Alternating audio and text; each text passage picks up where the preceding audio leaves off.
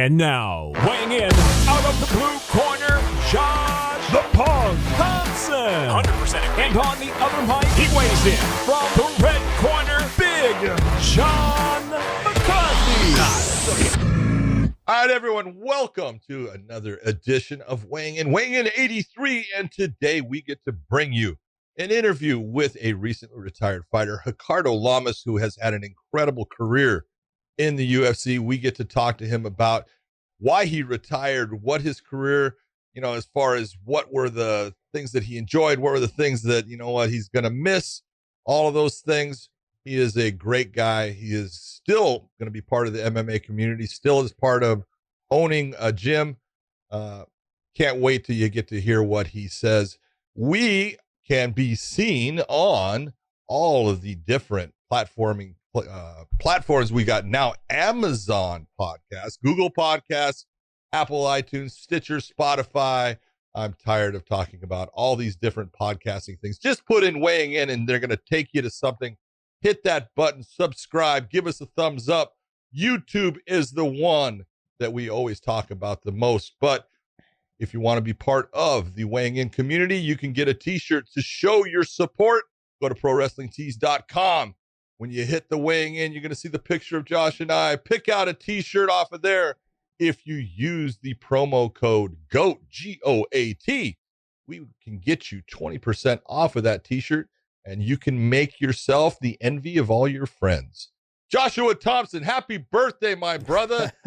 50 years old. I love that. You look good for 50. It's crazy. You were like 40, if you'd like 42, you'd be fucking not looking too good. But at 50, you look fucking great. I look phenomenal 50 years old. I'm telling you right now. And I've said this for years. For 77 years old, you look absolutely amazing as well. I got another year in there. I'm good. I'm almost at 80, man. That's cool. I never thought I'd make it to 80. Probably about 3 or 4 weeks. With you around, it's very possible. Yeah, within 3 or 4 weeks, you'll be at 80. I'll be saying you're 80. I'll try to keep you under 79 until you hit 60, right? Until you hit 60. You're 58. I turned 58 in a week. Yeah, in a week. Oh, that's right. No, 2 weeks. Well, normally we celebrate your birthday on set. So that's because every time I got fights. Was it last year we were in Milan? Yeah, we were in Italy. We were in Italy for your birthday last year, and the year before that was LA, correct? Yep. Look at you. Look at the big brain on Josh, man. Steel trap, baby. Don't you guys ever forget it. Yeah. We know that's not true. We know that's not true. Well, what did you think about the interview? I really enjoyed the interview. I've always enjoyed RICARDO as a fighter, as a person. He's just a great guy, very humble, outstanding athlete, was very dedicated to his craft. So I have a soft spot for him. I think I reffed him, I want to say 3 or 4 times. I think it was 3 times. But, he always performed so well. And the last one that I reffed him in was the Max Holloway. And it had that moment at the end, which is, like I said, it's one of my favorite moments in a fight just because of both of them at the same time basically had this look there, 10 seconds left. They hear the clackers and Max points to the middle and RICARDO goes, let's go. And they just started swinging. And I just personally at the time I said, you guys are nuts, but I love this. Mm-hmm. And, one of my favorite moments. So it was good talking to him. I didn't bring it up with him and I was thinking about it, but I also, you want to be very respectful. Like, I feel like in a moment there, it's like I wanted to bring up the fact that for a while, until he got his title shot against Jose Aldo, no one wanted to give him any respect. Not only but the UFC was not pushing him at all. And that's because of his personality, just being a very nice, quiet, unassuming guy. Yeah, because I want to say he rattled off 4 or 5 in a row. Yeah, four in a row until he got the Jose Aldo fight. And then he had a couple wins, obviously, in the WC. Before that, Dave Jansen and, some other guys that were there, James Krause. He had a loss to Danny Castillo in the middle there. But he had rattled off, 5 or 6. That was in the WC, wasn't it? Yeah, that was WC. But I'm saying when they came over to the UFC, though, it was like he had 4 in a row, right, when he got to the UFC. But they still were kind of hesitant to give him a title shot. I remember people talking about how he had his wins were dominant and they just weren't giving him the respect he deserved. And finally he got one. And you could tell in talking with him today that his that, like when I had asked him, like, what was the one thing that, you know, what's one thing you wish you could get back? And he talked about extensively the Jose Aldo fight. So, yeah. Well, it's always when you get that shot at the champ, and because it's the one thing I'd always say is the difference. When you're the champ, you have to create the motive. You have to create the drive. And as the challenger, so if you're Ricardo Lamas going to fight, you have the ability to put a target on somebody, and you're aiming at that. And so all of your training, every thought process of this is the guy I want to get to. This is where I want to be. And then you get to it, and before you know it, it's gone. You didn't perform the way you thought, and that opportunity with all of that preparation and all that thought process going into it, it just seems to, dissipate in 2 seconds. It's gone. And so I understand why he wants it back, because if you go back and look, he fought, and that it went the 5 rounds, and at the end he was doing well in the 5th round, but it was a similar fight to kind of like Mark Hominick when he fought Jose Aldo. Mark Hominick was putting it on Jose Aldo in the 5th round, but he let the prior rounds go. And and I talked to him in the back afterwards. He goes, it just seemed like it was going by so fast, and every time I was thinking of doing something, I was a step behind. And that can happen in the fight because you're thinking about what you want to do instead of just going out and doing what you prepared for. Yeah. I think fans at home and of any sport, they need to realize that fighters and but athletes themselves train.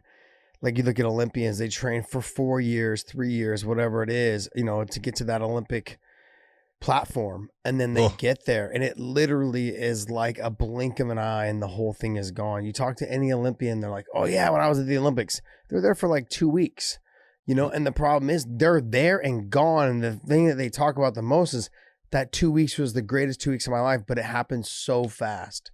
And whether they won gold or whether they didn't place at all, but the fact that they were just there, it's gone. And the same thing happens with fighters is people are like, oh man, they fought for 25 minutes. Holy shit. That is the fastest 25 minutes of your life. Yeah. Even though in the moment, maybe it doesn't seem like shit, man, I got 15 more minutes of this. I'm looking up at the clock. Yeah, you're right. You're looking at the clock going, I'm so tired. But guess what? You look back in your life and you're like, it's so fast. It's gone. I mean, I can't tell you. I don't know how many times I fought for 5 rounds, but it was a lot. And every single time I thought to myself, this thing goes by so fast. It's crazy. And like when you're training for it, you're training 5 rounds all the time. You're getting ready for it. And there's so much that you just like, I can't do it anymore. I'm tired. I'm going to give up. And then you realize, dude, this is all going to be over soon. And I think now as Ricardo's doing what I did, a couple of years ago, is that you're thinking to yourself, it's happened so fast. It happened so fast and it's gone. If you think about it, and I've always said, I used to use Lorenzo Fertitta as my person that I would say, look, here's a guy that has everything, man, super smart, great life, tons of money. But the one thing that Lorenzo cannot buy back is time. Yeah. And I know that Lorenzo was super close with his father, and how much of that money would he give to spend 5 more minutes? All of it with his dad. Exactly. That's my whole point. And so I used to tell people all the time, this is not about money. This is about time. It's the time that you spend is precious, and it's going to go by. And you can take a look at this, Josh, with your career. If I said, let's talk about your career and how fast does it seem like it went by now? Forever. I did thousands upon thousands of fights, and it seemed like it's a blink of an eye. It's gone because you can't get it back. It doesn't matter what you have. You need to live in that moment, enjoy that moment, be there for that moment. I think, that's what we talked to Ricardo about is, he's got a family, he's got kids, and he doesn't want to miss those moments. And when that becomes the priority, then you're doing the right thing by saying, all right, my priorities have switched, they've changed, and it's time for me to walk away from the fight game. And God bless him. I think he's right. Yeah. You brought up Lorenzo Fertitta and his father, and then Ricardo with his, kids. The one thing I would give it all away to have, a couple more minutes with my dad. I lost my dad at a young age. I lost my dad 10 days before I fought Dwayne Ludwig, and Coker had called me and said, hey, you don't have to fight. And I was like, my dad made me this way. My dad made me who I am. And it's hard. It's really hard, but you want those moments back. He never got to see me win the world title. He never got to see me, fight any of my 3 fights with Gilbert. He didn't see me fight. And that was like, my dad was yes, he did. Yeah, you know what I mean. But I'm not. But I didn't get to see the reaction on his face. Yeah, you didn't get to share it with him. Yeah, exactly. And even if it was just a beer afterwards, even after a loss, It's something I would give anything. I'd give it all back to just say, hey, we had a beer together afterwards. Even if it was a loss, at least we had something to talk about. We had plenty to talk about. I know for sure, but. Lorenzo and with Ricardo's doing a great. I think it's a phenomenal. I think it's a perfect. He can still speak. He speaks very well. He obviously has a couple businesses that he's running, that he's doing right now with the UFC. Oh, gym. So he prepared for the future. It seems like he has. Seems like he has. And we talk about how hard it is to let go of something you dedicated your life to, but when you have that thing to potentially fall back on, it makes it a lot easier. Like, I don't really need this. When you hear athletes talk about like, oh, I don't need this sport. But then it's funny. I'll give you an example. Is Antonio Brown. Like, oh, I don't need this sport. The sport needs me. And now here he is a year and a half later begging to get back into the NFL. It's the reason why you're begging is because you actually really did need it. Like, you're nobody without it, and a lot of athletes are that way. They think they're bigger than the sport. And let me remind everybody that you're not. And the sport will go on without you, and there'll be more stars without you. And guess what? Those stars will be bigger than you. And Ricardo never lost sight of that. He never lost sight of who he was. And in the talkings with him today, it's great to see that he's put his family first. He has a great perspective on life and life now with his kids and his family. And I think I legit enjoyed the conversation with him today. It was phenomenal. Well, we are lucky enough to have the one and only Ricardo Lamas on to talk to us about. You came out and had a beautiful fight in your last fight, but you came out and said that is it. You are retiring. Talk to me, brother. What is going on? Nothing much, man. It just felt like the right time. I've been doing this for a while, not getting any younger, and just kind of, I love the grind. I love training so much, but I just kind of get tired of being away from the family because I live in Illinois, but I go down and I train in Miami, Florida. So sometimes my family comes with me, but now my kids are getting to an age where my son is in school and we don't want to like pull him out, for a month to come down and hang out while I train. So past few times I've gone by myself and just don't want to do that anymore, and he's at an age now where he's also realizing that I'm gone for such a long time, and I can see that it's having kind of like separation anxiety effects on him now. So just felt like I don't think there was a better way that I could leave the sport, getting the fight of the night and putting on a good performance. And that's how I want to be remembered. Well, it was a fantastic performance, but I totally understand what you're talking about when you're saying, kids and family. And a lot of people don't understand how much time you spend away from your family. And those are all, I always say, time's the most precious thing you have because you can't get it back. Yeah. And that time that you miss with your kids, it kills you. And it was one of the things that I know that just in what I did, I made huge mistakes in being there for fights when I should have been there for my kids. And so I commend you on making that decision. What is it you're going to do from this point forward? Well, luckily back in 2018, we invested in a UFC gym franchise. So we have one over here in Naperville, Illinois. So I'm just kind of shifting my focus over to there. Now I'm there every day anyway, even while I was fighting. The only time when I wasn't there was when I was in training camp down in Miami. But now just kind of getting more involved as far as coaching people and stuff like that, and shifting in that direction. And exploring other possibilities for more businesses. So how does did you get the relationship with Adam Setlak, the CEO of the UFC gyms? Yeah, actually when we started kind of talking with corporate, it was a different guy. and then we kind of had to restart the whole thing because he left the company. Brian Caligari. It was Hannibal. Yeah, I know Hannibal. Okay. Yeah. So he left the company, and then we kind of had to restart everything with Adam. But yeah, he's been our main contact over there. Yeah, Adam's a great guy. I was working with Adam for several times. I was actually when I was still with the UFC, I was looking, they were asking me to actually invest in a couple of the gyms as well, and even potentially make it a Josh Thompson gym here in the Bay Area as well. Obviously I left the UFC and that kind of went away with it. It was just, I've heard a lot of good things because there's a lot of fighters. You know, Frankie and I are really good buddies, and he's done it a couple times, I want to say. BJ Penn and I are really good friends. He's got 4 of them. I think he's putting a 5th one up in Hawaii as well. So it's given an avenue, I think, for fighters to have some sort of income, you know, coming in. I mean, I don't know about during this time because of what's going on, but there is a little bit of an avenue there for fighters to be involved and keep doing what they're doing. That's one of the big benefits, I think, of being with the UFC after they're done. If they can get involved with something like this, you know, but you have to build your name and your reputation to be attached to those names and to that gym name. So I think that's amazing, man. Is it a small little box gym or is it a bigger facility like 30,000 square feet? We're like a medium box. We're about 12,000 square feet right now. That's still a big size. Yeah, it's a decent size for our first one, and we're not opposed to potentially, you know, moving into a bigger space as soon as we outgrow where we're at now. So we're in a great area, big population, and lots of families. Like, the thing we liked about UFC Gym is that it really incorporates kind of everybody, not just, you know, it's not a fight gym. So 99% of our members are never going to step into a cage, and we have families. That's a good thing. Yes. Yeah, it is. It is. I know, man. I know how hard it is to make money off fighters. Yeah.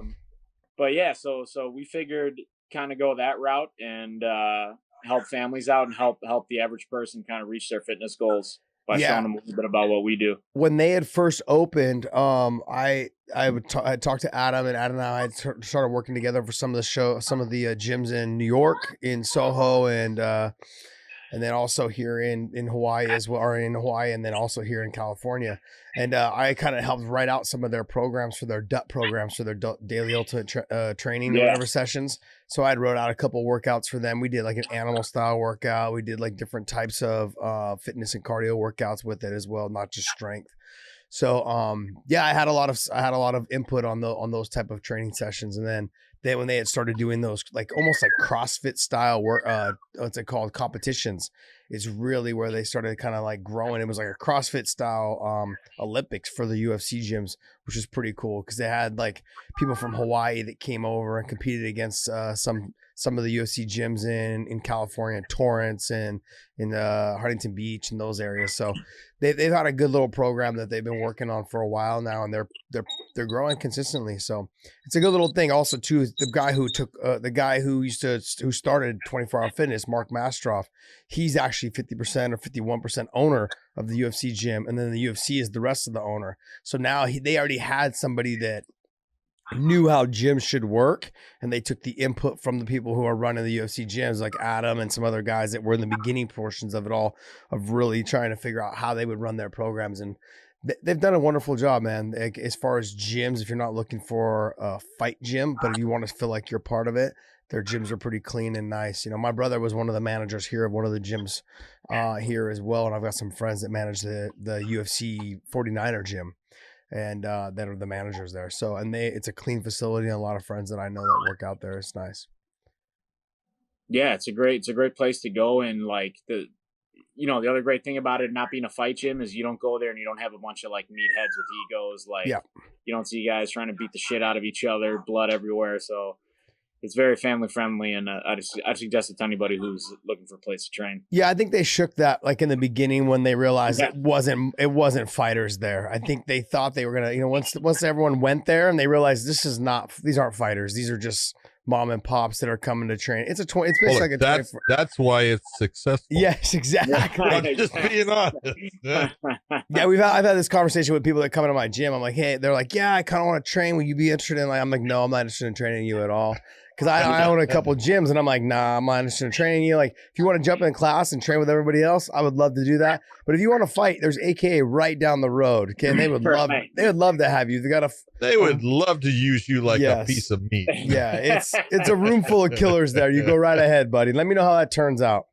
So, as far as your retirement, man, like you just. I wanted to, that's John asked the question is I wanted to know what you had lined up, because that's one of the hardest decisions for most fighters to make. And the fact that you said like you have your feet are already in with the gym and there's other avenues. Now that frees up some of your time as well for you to get another job if you wanted to get another job, or if you want to start another business or whatever it is. Because I know that's the one thing that fighters battle with, like, hey, where do I go from here? And you already have something established with the UFC gym, and then also now with potential, like anything else that you do is a little bit of free time. Is there anything else that you have thought about doing or that you are doing currently, for an extra bit of income? I come from, a wrestling background. I wrestled in high school. I wrestled in college. I'm still real good friends with my college head wrestling coach. And one of my teammates from college is actually a partner of mine in the UFC gym. So we've been kind of having meetings and exploring opening up kind of a wrestling club around here too. So kind of another gym type area, but we're going to focus on wrestling, grappling, and kind of move my jiu-jitsu program over there also. So that's just kind of expanding that way. I got my degree in exercise science. I've always been involved in the fitness industry. So before I started fighting, I was like a personal trainer, and that was a great job to have as a fighter because you kind of make your own schedule, and I could revolve my clients around my training times and stuff. So that's something that I'm always going to be involved in, and probably, kind of go back into that area. Have you thought about one of the things that is a constant with every fighter, every person that's competition? It's that, you know what? Oh, I just got to have and you don't even think about it for a little bit, and then all of a sudden that little itch, that little gnaw starts to come in there, and it starts to eat at you. Have you thought about what you're going to do? Is there another type of competition you're going to do, or are you just going to set everything? That's it. Don't think about it. Don't even think about it. Just let it go. I'm telling you, I speak from experience. Just walk away. You can still have a conversation and talk. Don't do it. No. Yeah. And I can tell you, look, I was 32 or so when I started refereeing, and that's when I stopped competing.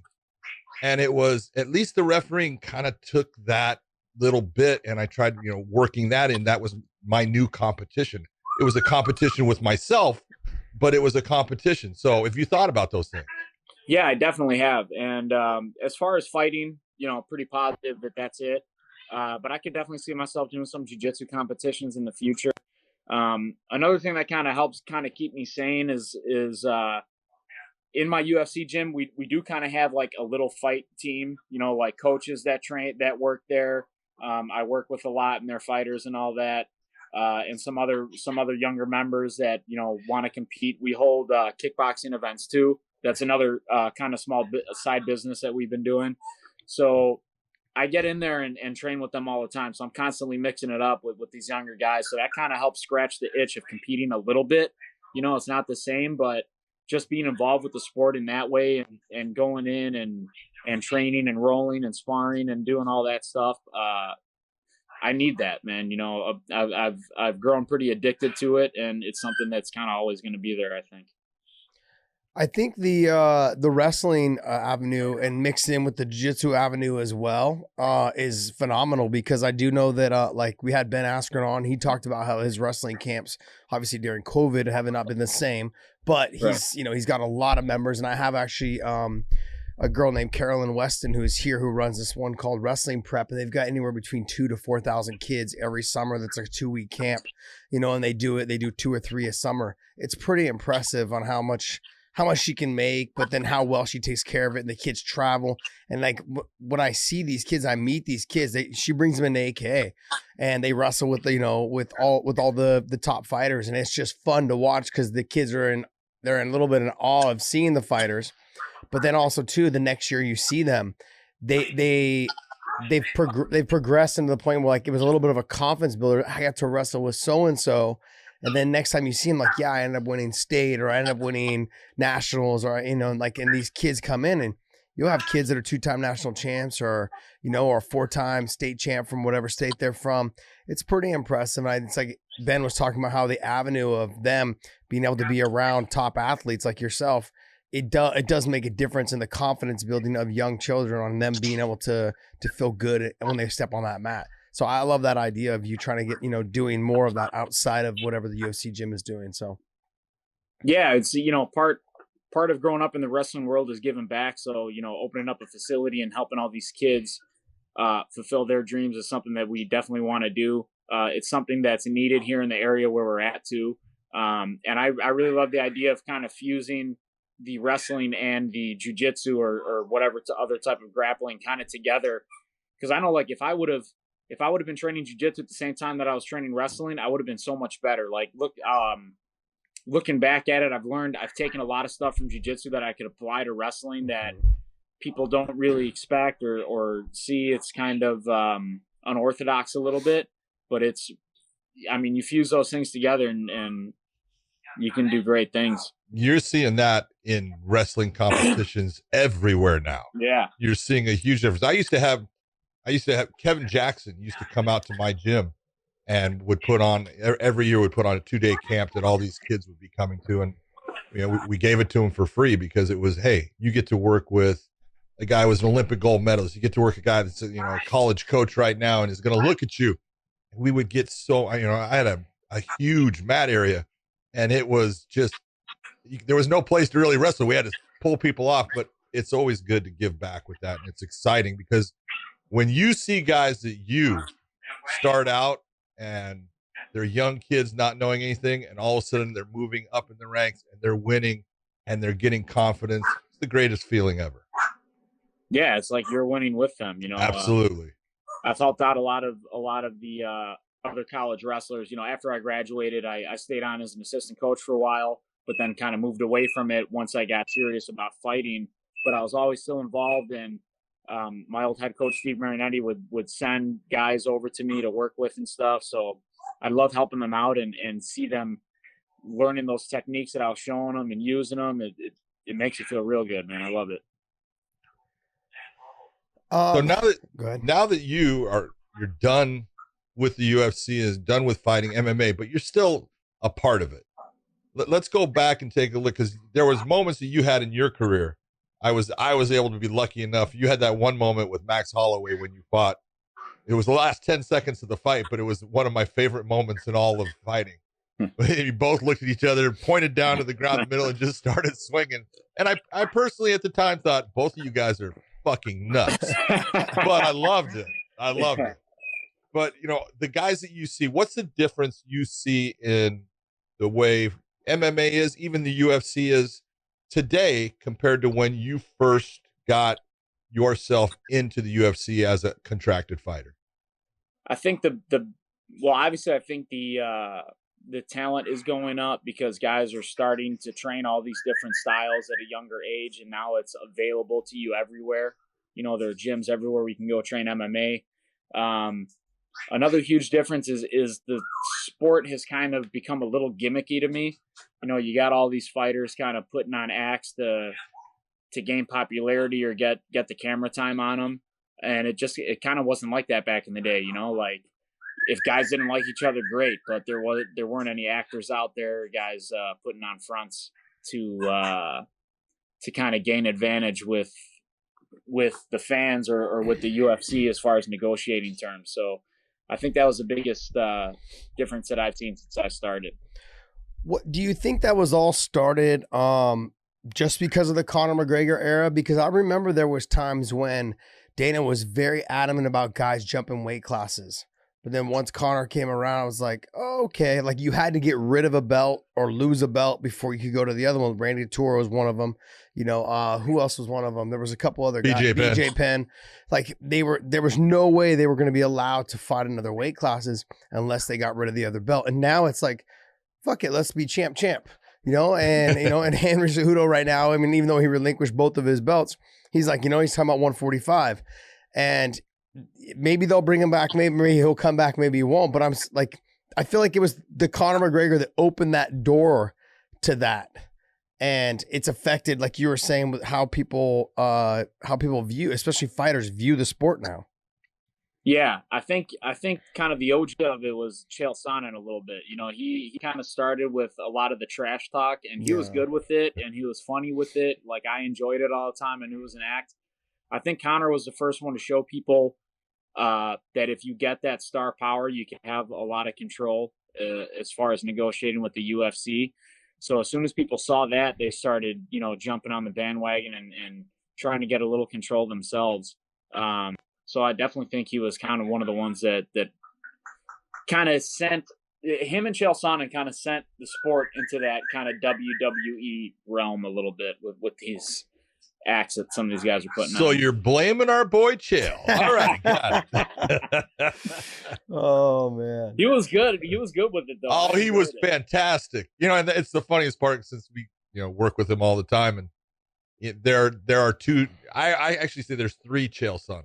There's Chael Sonnen, who most people would go, you're the most boring guy in the world, man. And, you know, super nice, love him. Then there's Chael P. Sonnen. He's got a little bit of attitude. Then there's the American gangster. And that's the guy that shit talks. Yeah. And is great at it. Yeah, if you ever get an opportunity to hang out with Chael and like in any events, you'll realize that he is not the American gangster. He is the complete opposite of the American gangster. I mean, you couldn't ask for a better shtick to be played than Chael does with the American gangster. It's insane how different he is. Like when we do events, he literally is just in his room, you know, filming shows or just hanging out watching TV or just reading his news on his phone. I've had these conversations with him multiple times. Like, is there some reason why you don't hang out with us? Do you not like us? Do you not? He's like, no, this is really just what I do. He's just so like, Westland, Oregon isn't it's not the real gangster. He makes it out to be. Such an exciting place. Wow. That's good. You know, yeah, one of my favorite stories about Chael was his close to the end of his career was when he fought Tito, because they really didn't like each other. Yeah. And it's one of the guys, because you can sit there and say anything about Anderson. So Chael didn't dislike Anderson at all, but he did dislike Tito. And then he loses to Tito, and I was the referee. And then he came out saying this thing about, well, Tito actually verbally tapped when I had him in a guillotine choke, and John missed it. and someone asked me about it, and I go, well, and my response was, well, Chael must be listening to a different different audible setting than everybody else in the place, because it didn't happen. Yeah. Oh, and then Chael comes back. John needs to watch his place and stuff. My wife's the one that always reads the comments, so she's telling me. I said, let it go. I said, he's just trying to get a fight. It's no problem. Well, then I see him, right, and he goes, John, how you doing? I said, good. I said, hey, you need to do me a favor though. And he goes, what is that? And I said, if you're gonna come up with a story, let me know what you're doing and what you want before I start to say anything. I'll let it go. I go, but you got to be a lot smarter with your story. And he goes, what are you talking about? I said, you said that he verbally tapped on a guillotine choke. Tell me how someone taps verbally when they're getting choked. And he looks at me and he goes, that's a good fucking point.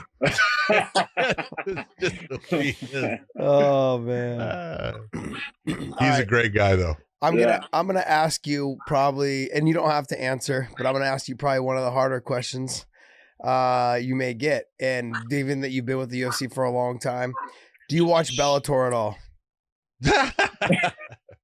Yeah, I'm a fan of MMA. So I mean, I've definitely watched Bellator. I've watched, you know, WSOF, PFL. I like to keep an eye on all the guys in all the different organizations, because there's great talent outside the UFC. So my next question is, I'm not asking for any title talk or anything like that, but I mean, how do you view guys like, you know, Patricio Pitbull, you know, Emmanuel Sanchez, you know, Daniel Weichel, all these guys that have been in that weight class for a long time now and just been top guys? I mean, how do you view them and their characteristics of the ones that you do know of? I think they're great fighters. I think that if they came to the UFC, they could be champs themselves. I mean, we've seen crossovers before. We've seen champs from the UFC go to Bellator, and then they're not champs anymore, you know. And then we've seen guys who weren't champs in the UFC go to Bellator and become champs. Right now we're going to see what Michael Chandler does in the UFC. I'm kind of excited to see what he can do. But I mean, how do you think he's gonna do? I think he's gonna do great. He's a beast, man. I'd like, man. He has a very similar style to you. Yeah, yeah. He's just very simple, and he's good at what he does. You know, he keeps it simple. He's very technical, and he works hard, man, in the gym, and it shows. But I think he's going to do great things in the UFC. Were you down at training at Sanford with him, or like around that? Or? No, he's an MMA master. No, yeah, okay, yeah. I go to MMA master. Well, I wasn't sure if you had trained with him before, or if you're just going based off of what you've seen. I've never met him, so I've just go based off what I've seen. I've seen tons of his fights, and he's good. With MMA Masters, were you there when Colby decided to make the switch from American Top Team? You were in your last training camp. He had to be training for his Woodley fight. Yeah, he was there. He would kind of come in and work personally with the coaches. So, like, I'd be getting done training as he'd be coming in to start. So I didn't get to talk to him too much. Just met him and said hi a few times. That's about it. But he was a nice guy, very respectful, kind of not like what you see on TV all the time. Shocking. Which is, you know, it's just one of those acts that, like I was talking about earlier. But I mean, like when we talk about the acts, does it bother you, or is it because normally the guys that are doing it though, they do have some leg to stand on when it comes to how their fight, and it really and this is the one thing that Connor did was he exposed the fact that people mentally were not prepared for it.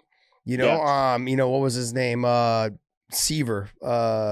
Dennis Seaver. When he fought him, there was Dustin Poirier. Same thing. Dustin's a great fighter. Just mentally got in their heads, and it just changed how those fight. Eddie Alvarez, a classic example. Eddie to me is one of the best lightweights to ever walk the face of the earth, and it didn't look good because Eddie was fighting him a different style than he would normally fight. And don't get me wrong, Connor looked phenomenal that night. But you could tell Eddie just was flustered at what was going on. Dustin Poirier got talked into basically a brawl. Don't get me wrong, he loves to stand and bang. We know that. But it was just not the type of fight you would normally see from those kind of guys and them using their head. And it just changed, I feel like, how these guys fight. And you see guys like Colby who make guys fight a fight they don't want to fight because they just talk. Yeah.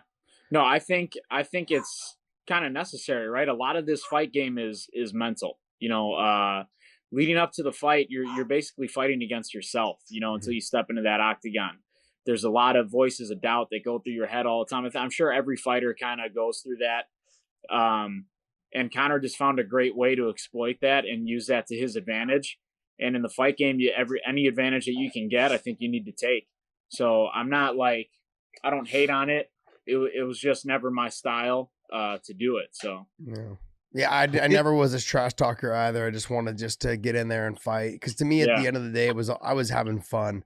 You know, I love doing what I was doing, and like with you, I love being at the gym. I mean, I was a gym rat. I just love being there, train in the morning, train in the afternoon, overtrain, and then train again at night. Then overtrain a little bit more. Overtrain again. Yeah, overtrain again. Yeah, right. Same shit. Like you're like, guy, what did I not learn from the last camp? I did the same thing over again.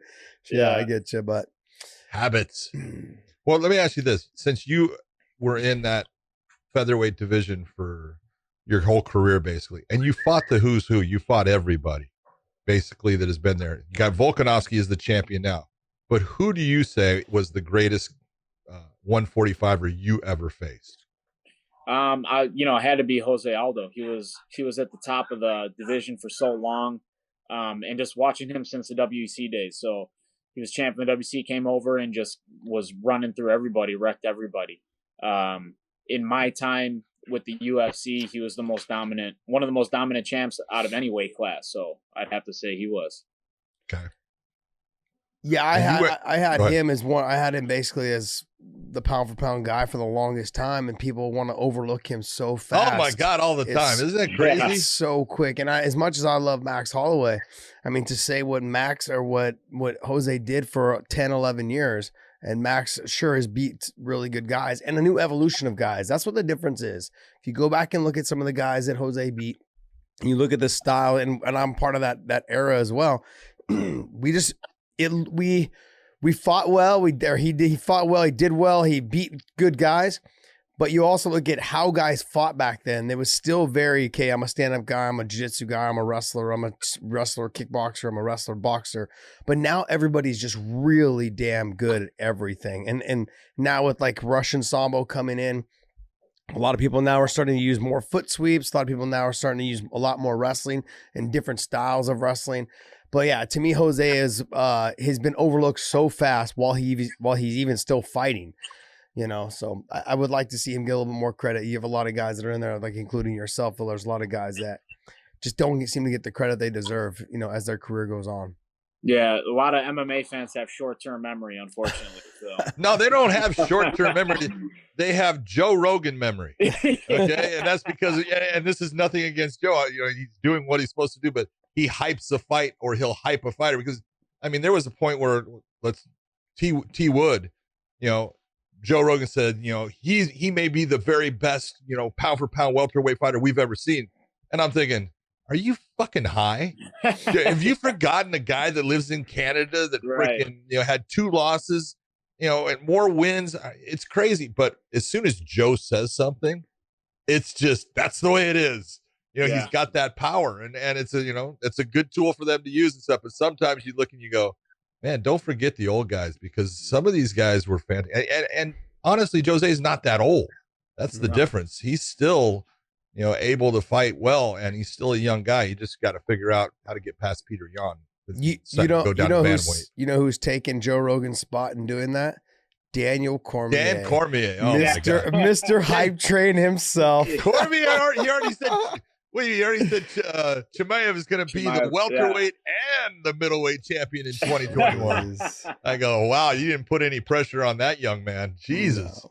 DC has been known to go a little over the top. Even like when we talk in training, he was the funniest guy, because he could sell fucking shit to a fly kind of thing. It was it was crazy. He's nuts, but fun. So going through, like, if we go back through your career, can you tell me, is there a fight that you wish you could have got back that changed kind of either the direction of where your fight was going, or the way your career was going? Or just one that maybe like just kind of you could have performed better that would have changed how your career would have went? Or you felt that you won that you didn't get? True.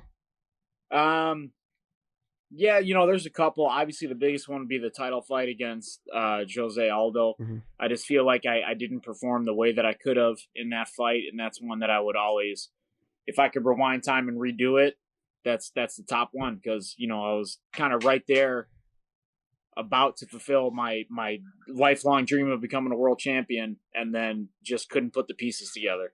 So that's one that that'll stick with me forever, and one that if I can go back and do again, I'd love to. But what about it though made you feel like it wasn't what you had trained for, wasn't your best? I think it was just the pressure involved with it. I was being too cautious in the fight. I was like, oh, if I mess up and he catches me, it's done. And, you know, I just kept saying that throughout the fight until it was just too late to do anything anymore. Last round of the fight, I finally created a scramble, got on top. And I feel like if I get on top of anybody, you know, they're going to get hurt one way or another. So it was just the pressure involved with a world title that I wasn't used to. It was my first time experiencing it. And I just didn't perform to the best of my ability. So let's talk about your last fight, because you took a fight against somebody last minute. They came in last minute, unknown to most people. We all knew that he's a tough guy, but what was your mentality going into that fight? Because in the first round, he was getting some shots on you. He was doing really well, and things were not going your way. What was going through your mind? Leading up to the fight was pretty nerve-wracking, because I wasn't even sure if the fight was going to happen. You know, especially in this time that we're in with COVID. As soon as I got the call that Hall was injured, I was like, great. So they're scrambling around trying to find me a new fight. They got it locked in, but even when they had it locked in, I was like, well, is he going to pass all the tests? Is he going to pass the COVID test? When we get to we gotta give ourselves a COVID test before we even fly to Vegas. We got to mail it to the UFC. Then we got to do another one when we get there. Then we got to do another one after the weigh-ins. And it's just, there are a lot of what ifs. Like, I was at the venue right, warming up, and I was still like, is this fight going to happen? Like, kind of thing. Because one of the cameramen were there. There's a guy who goes around and takes pictures. And I'm sitting there shadowboxing before my fight. And he's like, oh, I'm happy to see that your fight went through. I thought it wasn't going to happen there for a second. And I was like, what are you talking about? So, like, he kind of put that in my head that, like, something was going on backstage. So, yeah, it was weird. It was a weird feeling. It was a weird experience, an empty arena. And being in the fight, like, I didn't know how good the fight was because there was no crowd reaction to, like, tell me that it was good. There were no oohs and ahs. Everybody was really quiet in there. So it was just very strange to be a part of. And I was just, I don't know, you know, he was being very aggressive, a lot more aggressive than I thought. So that kind of threw me a little bit. So I had to adjust. And come that third round, you know, I had to pull something out. So I finally landed that takedown and got the fight to where I'm best and just kind of did what I did. Now you can go back and watch our show, and we talked about it. And we talked about your maturity, your fight IQ, and how you were able to make that adjustment that a lot of guys, they just don't make. They keep on trying to do the same thing, and the wave just keeps hitting them instead of, hey, I need to get out of this riptide and swim to the side and then come back towards it. And that's what you did in that fight. And you had a beautiful, obviously, you got fight of the night performance. So it was fantastic. But that's another thing, though. Sorry to interrupt, John, but that's another thing that you were talking about, the Jose Aldo situation, where you found yourself in a rut and you couldn't get out of it till the 5th round. But by then it was too late. But this time you made the adjustment going into the 3rd, realizing like, hey, I need to get this takedown. Hey, I need to make sure that I'm on top. I need to make sure that I'm dominating these positions, because it was a close fight. You know, John and I had talked. I was like, you know, I think I had it 1-1 if I recall going back. I think. Yep. And I was like, man, I was surprised, to be honest. I was surprised because I just knew you were winning some of the exchanges when you were being the aggressor, but when you were backing up, you weren't winning the exchanges. And you were letting him come to you. I believe that's, as I recall. And so when we were having that conversation on the show, I said every time you threw something, and my coaches used to get on me too about it, is like, when you're offensive and when you're aggressive, when you're implementing everything that you have, every tool that you have, you're fucking hard to beat. You're hard to beat. So like, just go out there and do it. It was when we get caught up in the waiting game of like, okay, don't get hit. Hey, circle this way, circle that. It's like overthinking shit. And then you end up not ever pulling the trigger. And we're seeing a little bit of that, like right now with T Wood. Like, you got to throw, man, if you're going to win a fight. You can't win a fight if you don't throw any punches. And you made the adjustment, and that's that maturity I think that John was talking about between the Jose Aldo fight to your last fight. Yeah, I think the big, you know, with Aldo too, he had this big aura around him, you know, like I remember like in the announcements, you know, when they're introducing us in the cage, I'm like sitting there thinking like, like how many times have I seen this where he's fighting someone else for a title fight? You know, they're introducing Jose Aldo and he's doing his head down, you know, not looking at you thing. And I'm like, he's doing that with me right now. This is fucking crazy. Like, so it was just that whole thing, right? It was like I couldn't the things that go through your mind. Yes, exactly. Exactly. I was like, holy shit, this is happening with me right now. So it was very surreal. And you know, like Josh said, you can't think in there. You have to let your training take over. You have to let your instincts take your body over, and you just have to react when you're in there. If you're thinking, the opportunity is gone already. Give me a story. Give me any story. Your fight career. Careful. Very careful. Be very careful. Give me a story of your fight career. Give me something that nobody knows. Like, tell me something that happened to you backstage. Tell me something that happened with you at the UFC without stepping on anybody. You know, just give me something. Yeah, anything in a fight. Tell me in a fight. Good, bad, doesn't matter. Yeah, between rounds. Tell me a funny one. Tell me a serious one. Tell me one that you'll remember for the rest of your life. Yeah, it was actually, there was one when I fought Holloway. So you were reffing that match, John. And it was in California at the Forum. Yep. So there were like celebrities there and stuff. And me and Holloway are going at it. We're kind of up against the cage. I think I'm trying to go for a takedown. And he's got those really slick guillotines. He's got those long arms. So I felt his arm slide across my throat. And so right away I spun out of it. And we ended in an awkward position where I was kind of like, you know, almost facing the ceiling with my neck wrenched back, and I was fighting the guillotine. And I turn and look in the crowd, and me and Tommy Lee lock eyes with each other. And he's like, oh, like that. And like, I almost wanted to give him a thumbs up because like we locked eyes and we were looking at each other. He knew I was looking at him. So That was crazy. I was like, holy shit, I'm looking at Tommy Lee right now as I'm fighting a choke off. So that was, funny things like that, Yeah. Yep. That's great. What about anything between you and your coaches and corners between rounds that, like might be fun? Cause like with my coaches, they would always, like, they would talk to me, but we would also have some conversations that were not fight related at all. Like, I would also spark up some interest, and I'd be a smart ass. I was one of those guys that always had to have fun between rounds. The ring girl would walk by me and I'd tap my corner. Bob, you see that? Like just one of those things, just for fun, get my mind off the what's really going on. And Bob would just shake his head and laugh, and or you see the girl in the second row back there with the blonde hair, like that's kind of what I would do just to have fun. But is there anything that you guys would do, like not just in the cage, but in the locker room, preparation, things like that most fighters wouldn't know? I was, when it came to fight day and stuff, I was pretty serious and locked in. Like people that know me outside of fighting and inside, it's like two different Ricardo Lamases. So I was really serious on fight day and during the fight and all that. And my corners were pretty serious too. I don't think you find Brazilians that joke around too much when it comes to fighting and stuff. But no funny stories with that I could think of, man. Hey, good. But honestly, great career. You had a lot of great fights. Like if I was to tally up your career with a lot of these other guys that are fighting right now, they have a lot of work to do to catch up to you, man. Thank you very much. I appreciate it. I just want to tell you, man, first off, it was always an honor being able to, I think I got to ref you like three, 4 times. So always an honor being in there. You were always a class athlete, great competitor. And you know what? You raised the level of MMA. And so thank you for everything you did. It was a joy watching you.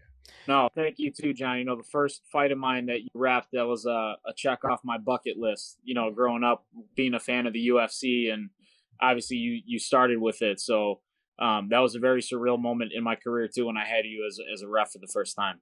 Stop blowing up his head. His head's already big enough. I gotta just getting bigger and bigger. We see those headphones he's wearing. I actually have to grease his ears so he can just slide them on. Yeah, I'm just like, I think he gets Botox in his ears, so when he gets hot in the room, now it starts to swell. It starts to swell a little bit. You cannot have wrinkles like this and be a Shar-Pei puppy with Botox. It's so great. And we were talking about this off air. Have you noticed that he's got nothing but gray hair on his chin, but no gray hair on his head? You know what that is, right? He dyes his hair, I think. I believe he does. I believe he does. I dye it. Let me know what products you use, because I'm starting to see the grays in my beard. Yeah. It comes on. Oh, birthday boy yesterday. He had his birthday. Yes, I did. 50 years old for Josh. Happy birthday. 50 years old, man. Old man. Well, you look great. Well, he says I I'm appreciate 76, it. so. Yeah, John's got to be, what, he's 77? Like, what, this next week? I don't know. I keep coming up. About every 3 weeks, I grow another year. Yes. That's the way I do it around here. I don't even get dog years. That's true. No. We're faster than that around here. We got to get it going. It's hey, great. whatever you're gonna do, Ricardo, man, best of luck. If you ever need anything, man, let us know. But just enjoy life, enjoy your family. You're doing the right thing, man. Thanks a lot, guys. Appreciate it. Thanks for having me on the show. Yeah, if you have anything that you want to pump, like, if you're going to do the new gym with jiu-jitsu and wrestling, you have anything you want to pump, you want to talk about it and things like that, give us a call. We'd love to have you back on, brother. Awesome. Appreciate it. Thank you. Take it easy, my man. Take it easy, brother. Well, I think I created some controversy with my Twitter account. Uh-oh, what did you talk about now? Let's have this conversation. What are you doing? Gosh, why? Oh my God.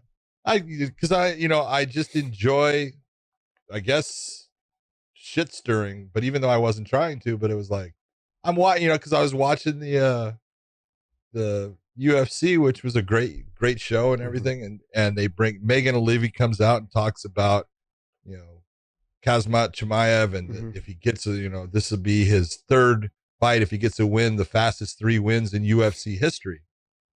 And so I was like, what are you talking about? Yeah. Fastest 3 wins, and now people are saying, well, she was talking about modern era. And so, cause I had tweeted out, look, sorry. And I was not trying to be an asshole. I was saying, hey, sorry at UFC and Megan Levy, but that's not the fastest 3 wins. That's 66 days. There were guys, and I said, Royce Gracie being the first UFC 1, UFC 2, he did 4 fights in a night. And why are you coming up with fake stats to promote a guy who doesn't need them? The kid is phenomenal. Yeah. Why? You don't need fake stats. It doesn't do anything. It's like, sometimes we get stats, from Bellator, and it says, we'll be tied for the 5th most. Who gives a shit? Yeah. 5th most. You're either number 1 or you're not. Yeah. Okay. And so if you're not first, you're last, buddy. And I look at it, and I did not say it to be mean to anyone. I was trying to say it in a nice way, and then I had so many people came back, agreeing. And then I would get the couple, that would come back and, you just say that because you hate the UFC. People, so I'm telling you right now, I don't hate the UFC. I happen to watch every one of them, and I love the UFC. I just am the person that knows that sometimes people involved with the UFC try to rewrite history. And I am the proverbial fucking pain in the ass that knows the history and will always call you on it because it's wrong to try to take people out of the history of the sport. Those guys did something. You want to talk about the guys in the past not being as good as the guys of today? I agree with you. You'd be right. But when you sit there and you tell me that a sport that has been around for 27 years now has a modern era, there's no you have athletes that have careers for 27 years. Yeah. Okay, not a lot, but there are some. So I guess they were in 2 different eras. Give me a fucking break, dude. There's no difference. What was done in the past? Guys like fucking Royce Gracie fought more than 1 fight in a night, 3 fights in a night. Randy Couture, 2 fights in a night. Marco Huas, 3 fights in a night. Mark Coleman, 3 fights in a night. Dan Severn, 3 fights in a night. Those things all happened. They got 3 wins in 1 night. So to sit there and say that, oh, no, that's different. I had people saying, well, that's because, they have the difference because Royce was wearing a gi. Well, Mark Coleman wasn't wearing a gi and Dan Severn wasn't wearing a gi. And come on, man. This is a matter of there's ways to promote this kid, and it's all about his fighting. And the fact that he does fight a lot is something that you bring up. No doubt about it. And then the fact that he wants to fight. Okay, awesome. But don't say he's setting a record. I'd want to fight too if all my fights were a minute long. So I'd be like, yo, show me the money. I mean, look. 17 seconds. I get where you're coming from on all this, but my take is more on the other side where the commentary, you brought up during the Lamas thing, the Joe Rogan effect. But I look at it more like DC and other guys. Like, you guys, stop putting these guys like they're Michael Jordan already or they're GSP already. Like, DC you're putting so much pressure. Yeah, you're putting out. I don't think he's going to feel the pressure because he seems like he's just He might not. He may not. But I think all the things that go around it, just the more media, the more stuff that comes with it, everyone with the microscope is going to be on him. And here's the thing. He potentially could be the welterweight champion or the middleweight champion. Possible. It's very possible. But DC said he could be both at the same time. In 2021. In 2021. That's very... Don't put any pressure on the guy. Yeah. So no pressure at all. He may handle the pressure just fine. But when you're putting that... I just want to... It's not him that you should be worried about. It's if he does falter any moment, what's gonna get on him, I think, is just the media and the fans after he loses. Because it will be like, he was always trash. We fucking knew he was garbage. We knew this. We knew that. You can't. I'm not saying that he's gonna falter. Kid is amazing. Yeah, he's amazing. He's absolutely. I love watching, and I'm actually addicted now. I'm like, hey, if he's on the card, I would definitely want to see what happens. Oh yeah. But the problem is I think he'll stumble at some point. Maybe not lose, but someone's gonna figure him out a little bit. And we're gonna see how his cardio is also too in the end of the second or into the third against someone who's fighting back.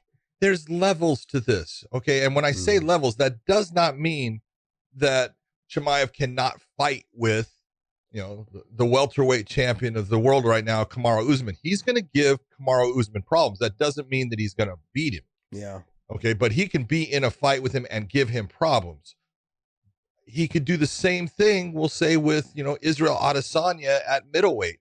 He could give Israel problems. He presents problems for Israel that other fighters might not. But Israel is of a different level too right now, as far as the guys comparative to who he has been fighting so far in the UFC are here, and the guys that we're talking about are here. So can he breach that gap?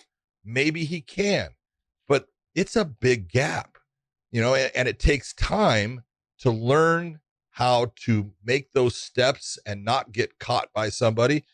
He's making leaps and, from one jump to the next, and maybe he'll continue to do it, but we're putting pressure on, or, commentary is putting an undue amount of pressure on a kid that, hey, he's great. I'm not in any way downplaying how good he is, but to say that he's going to be the double champ in 1 year, wow. I mean, yeah, you're putting expectations on him. Wow. that he can most likely meet.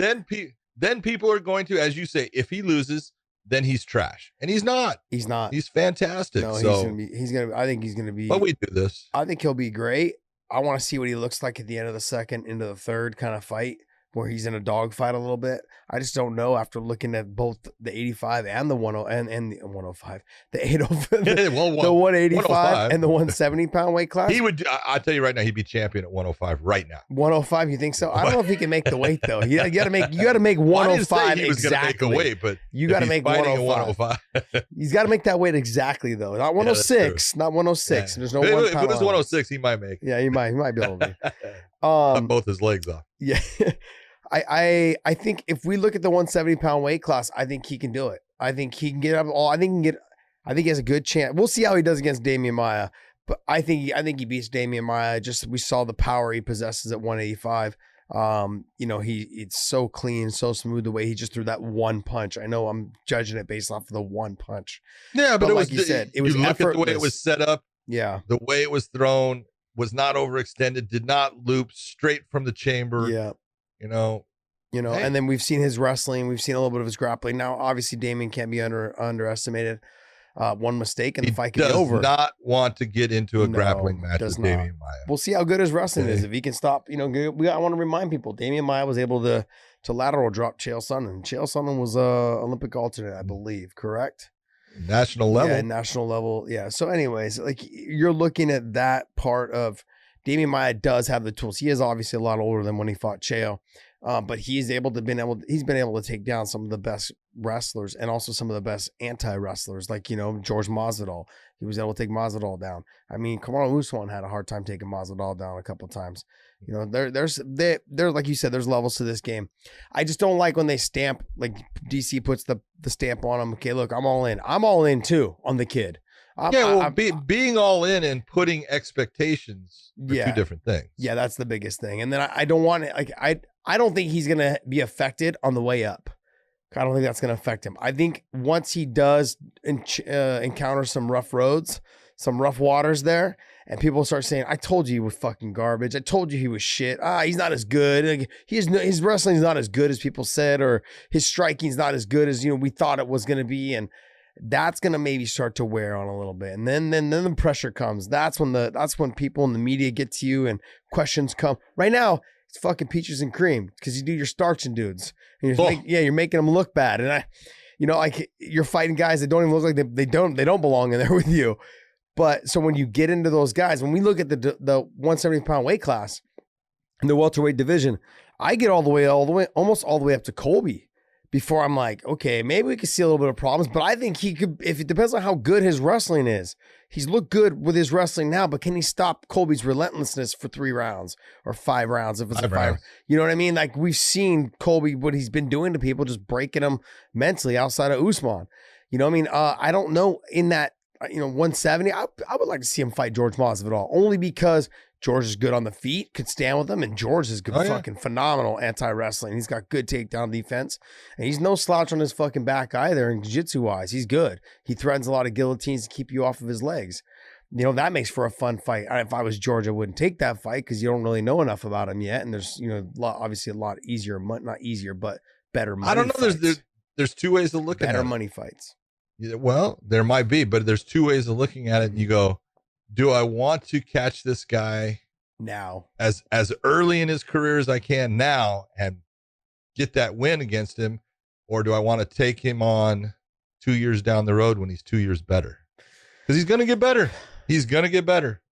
Yeah, you have that Mayweather Canelo, that Mayweather Canelo thing. Let me jump on him when he's 20, and just touch and make him fight my fight. Or do I want to try to like beat him later on when he's better and more powerful and has a stronger mind and understands the game better? Yeah.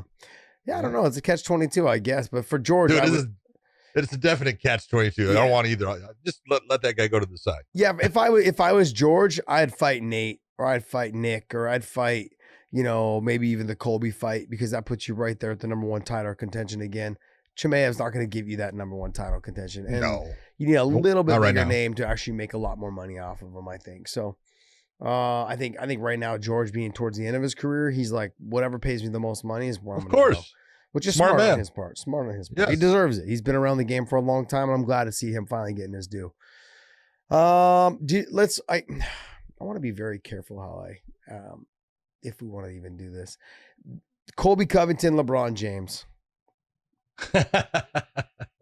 Well, they sit on. Do we even want to have this conversation? Not really. This is political. Really. It's political. I don't want to get political, but I do want to answer. I do want to say one thing. For those people, and I know the MMA fans aren't thinking this, but for those people that think LeBron would stand a fucking chance against Kobe, you guys are absolutely ridiculous. It's all right. I see Twitter just blowing up how LeBron would kick Kobe's ass, or LeBron's too big for him. And this Kobe would beat LeBron in a fucking basketball 1-on-1 too. Yeah. Jesus Christ. It baffles me. And we've had this conversation about people at bars, how, they feel like they can beat up MMA guys. And so, I want people to understand, and I've said this, I don't know how many times, I have white belts in my gym that come in, they train for 6 months, and they're just getting fucking tore up by like other white belts that have been training for a year, or other blue belts, that have been training for 2.5 years, something like that. They're just getting tore up. They're like, I'm not getting any better. I'm not getting any better. This is horrible. And they want to quit. And within like a couple weeks, somebody new comes in, and they're bigger and they're stronger, and they're big. They're like, whatever. They could be cops, or they could be whatever. They could be, big guys. And they just mop the floor with them. And they're small. These are small guys, like, 125, 130 pounds. And they're able to submit guys left and right that are new, that come in off the street. That's how much training you really need to have any type of skill level to beat someone who has no training whatsoever. And LeBron James may be an athlete, but he does not stand a damn chance. That's the difference. And this is where you'll say something like this, and they'll go, well, I had a friend who was a wrestler, and in street fights, he was a wrestler. Mm-hmm. Oh, so he had training. That's training. Okay, we're not talking about someone that had no combative training at all. And wrestling is a combat-based sport. So if you have trained in wrestling, you've trained in fighting. I doubt that LeBron has trained in fighting in any fashion other than maybe he's hit the mitts, for getting a workout in. So he's done his Stephen A. Smith workout of the day. Practices his dick punch. And his fucking baby killer the dick punch, baby. Jeez. But I mean, to sit there and to say, it's like saying that Colby could fucking, you could spot LeBron James, 20 points in a spot Colby 20 points in a 21, and guess what? Colby is not, give him the ball, and Colby's not going to beat him. No, but in a fight, LeBron's not going to beat him. I saw what LeBron did as far as his little press thing, and he said the thing about 10 seconds or whatever it was. People, you put them into that competitive sphere and put them in there, and within 10 seconds they're going to be shitting their pants and something. He's right. In the cage or on the court, they'll be shitting themselves. He's right. And it's the truth. But trust me, you're shitting yourself a whole lot more when you are not a trained fighter, and you're going to go against a trained fighter. It's there's a whole big pucker factor involved. I only wanted to talk about it based on the fact that I started reading the Twitter comments, which is my biggest mistake. Why? It just was, I wanted to see where people were going with it. I thought MMA fans came out and were like supportive. They're like, oh man, it's not even close. You know, I mean, but I also give this example as well. And as much as people know that I pick on Podcast Dave, but this is another example. I will I'll goof around and kind of hit him or kick his leg or whatever. And it's brutal. Like and it's nothing against him. That's just the normal feel for the normal person. If Colby was to kick him or punch him or anything, like these things, they're not conditioned or trained for any of this type of abuse. You know, and even myself, it's so funny. I'm working with a couple of the fighters from AKA right now, training at my gym, holding mitts for them and things like that. One of them has been working, obviously, a lot of stand-up, and he's been kicking the bag a lot. The other one, he's mainly a wrestler with boxing. He doesn't kick at all, so I've been having him kick on the heavy bag. He absolutely hates it because it hurts. He's like, my shins hurt, my leg, shins are killing him. Yeah? It's killing him. And even though I fought for 20 something years, I kick the bag now. I'm like, ooh, this is even a little harder than I recall because I haven't done it in 3 or 4 years. It's what we call you get soft skin. Yeah, you do. You know, your body gets conditioned to that constant bang, that grind, that pressure, that that contact.